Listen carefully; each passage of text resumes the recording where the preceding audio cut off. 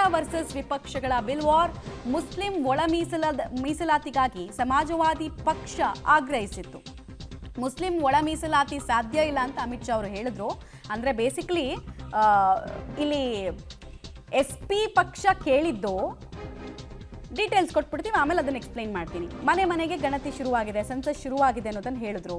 ಹಾಗೆ ಧರ್ಮದ ಆಧಾರದಲ್ಲಿ ಕೋಟಾ ರಿಸರ್ವ್ ಮಾಡೋಕ್ಕಾಗಲ್ಲ, ಇದು ಸಂವಿಧಾನಿಕ ವಿಚಾರ ಅಲ್ಲ, ಅಸಂವಿಧಾನಿಕ ಅನ್ನೋದನ್ನು ಅಮಿತ್ ಶಾ ಹೇಳಿದ್ರು.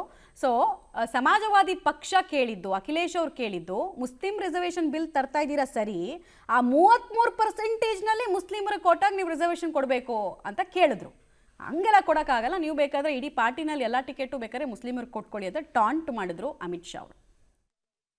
माननीय अध्यक्ष जी, सदन की कार्यवाही को पूरा देश देख रहा है। कुछ स्टेटमेंट ऐसे किए गए जो जनता में चिंता पैदा कर सकते हैं। अखिलेश जी ने कहा जनगणना क्यों नहीं हो रही है।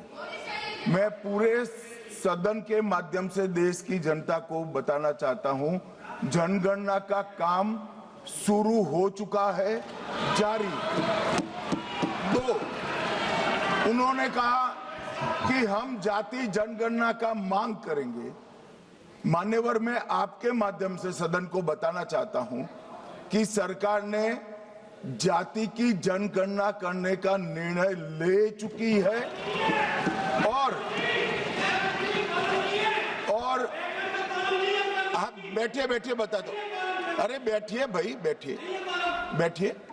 और जाति के साथ ही ये जनगणना हो रही है। माननीय सदस्य धर्मेंद्र यादव जी कह रहे हैं कि कॉलम नहीं है। उनको मालूम पड़ना चाहिए कि अभी घरों की गिनती हो रही है और घरों की कोई जाति नहीं होती है।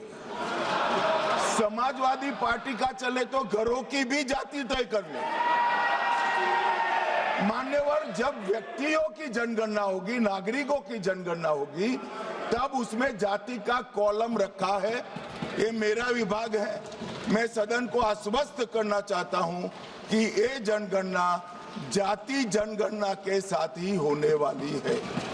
तीसरी बात, इन्होंने ये जो आपने समझाया कि नियम 72 की जो खिड़की है वो हमें लेजिस्लेटिव कॉम्पिटेंसी पर और कॉन्स्टिट्यूशनल कॉम्पिटेंसी पर बोलने की ही इजाजत देती है।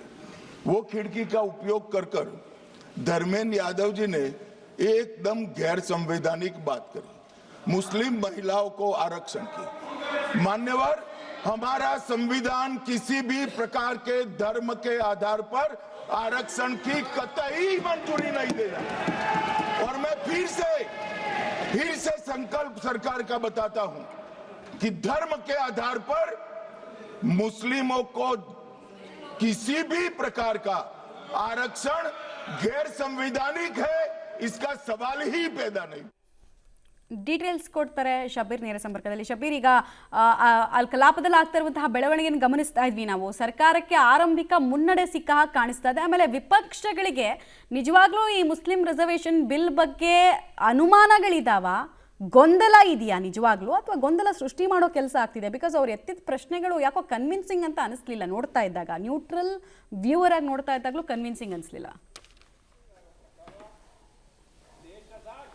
ನೋಡಿ, ಸಹಜವಾಗಿ ಆಡಳಿತ ಪಕ್ಷಕ್ಕೆ ಆರಂಭಿಕ ಮುನ್ನಡೆ ಸಿಗುವಂಥದ್ದು ಸಹಜ. ಯಾಕೆಂದರೆ ಸಂಸದರ ಸಂಖ್ಯೆಗಳ ಲೆಕ್ಕಾಚಾರವನ್ನು ಹಾಕಿ ನೋಡಿದಂಥ ಸಂದರ್ಭದಲ್ಲಿ ನಾವು ಸಹಜವಾಗಿ ಆಡಳಿತ ಪಕ್ಷಕ್ಕೆ ಈ ಒಂದು ಚರ್ಚೆಯಲ್ಲಿ ಮೇಲುಗೈ ಸಾಧಿಸುವಂಥದ್ದು. ಈಗ ಈ ಒಂದು 3 ಬಿಲ್ಗಳನ್ನು ಏನು ಮಂಡಿಸಲಾಗಿತ್ತು, ಇವುಗಳ ಚರ್ಚೆಗೆ ವೋಟಿಂಗ್ ಕೂಡ ಮಾಡಲಾಗಿತ್ತು. ಇದರಲ್ಲಿ ಈಗ ಆಡಳಿತ ಪಕ್ಷಕ್ಕೂ ಕೂಡ ಮೇಲುಗೈ ಆಗಿರುವಂಥದ್ದು. ಹೀಗಾಗಿ ಮುಂದಿನ 2-3 ದಿನಗಳ ಕಾಲ ಈ ಒಂದು ಮಸೂದೆ ಅಥವಾ ಬಿಲ್ಗಳಿಗೆ ಸಂಬಂಧಪಟ್ಟಂತೆ ಚರ್ಚೆಗಳು ಕೂಡ ಈಗ ಶುರುವಾಗುತ್ತೆ. ನೋಡಿ, ಮುಖ್ಯವಾಗಿ ಈ ಒಂದು ಬಿಲ್ ಅನ್ನು ಇಂಟ್ರೊಡ್ಯೂಸ್ ಮಾಡಿದಂತ ಸಂದರ್ಭದಲ್ಲಿ ಒಂದಷ್ಟು ಆರಂಭಿಕ ಗೊಂದಲಗಳು ಸೃಷ್ಟಿಯಾಗುವಂತ ಕೆಲಸಗಳು ಕೂಡ ಆಯಿತು. ಮುಖ್ಯವಾಗಿ ಈ ಜನಗಣತಿಯ ವಿಚಾರಕ್ಕೆ ಸಂಬಂಧಪಟ್ಟಂತೆ SP ಸಂಸದರು ಎತ್ತಿದಂತ ಪ್ರಶ್ನೆಗಳು ಕೂಡ ಕೆಲವೊಂದಿಷ್ಟು ಕನ್ಫ್ಯೂಸಿಂಗ್ ಆಗಿತ್ತು.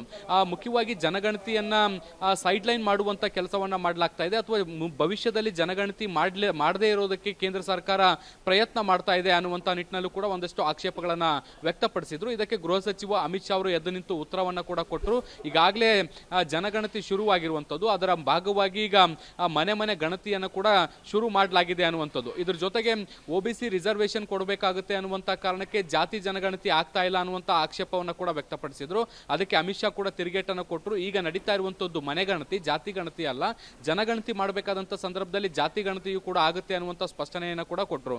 ಇದೇ ಸಂದರ್ಭದಲ್ಲಿ SPS ಸಂಸದರು ಮುಸ್ಲಿಂ ಮಹಿಳೆಯರಿಗೂ ಕೂಡ ಮೀಸಲಾತಿಯನ್ನು ಕೊಡಬೇಕು ಈ 33% ಅಲ್ಲಿ ಅನ್ನುವಂಥ ನಿಟ್ಟಿನಲ್ಲಿ ಪ್ರಸ್ತಾಪವನ್ನು ಮಾಡಿದ್ರು.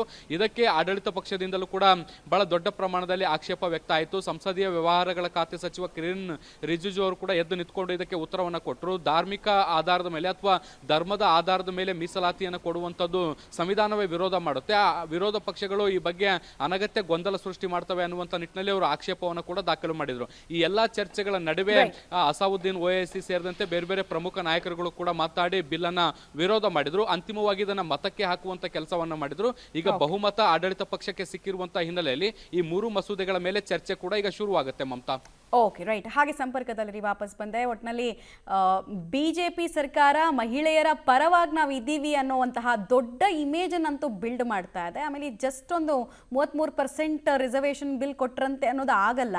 ಇದು ಇಡೀ ಇಂಡಿಯನ್ ಪಾಲಿಟಿಕ್ಸ್ಗೆ ಒಂದು ಹೊಸ ಅಧ್ಯಾಯವನ್ನು ಓಪನ್ ಮಾಡೋದಕ್ಕೆ ಪ್ರಯತ್ನ ಪಡ್ತಾ ಇದೆ ಇಂಡಿಯಾ ಅನ್ನೋ ಪ್ರಶ್ನೆ ಇದೆ. ಇನ್ನಷ್ಟು ಡೀಟೇಲ್ ಕೊಡ್ತೀವಿ ಇದ್ರ ಬಗ್ಗೆ.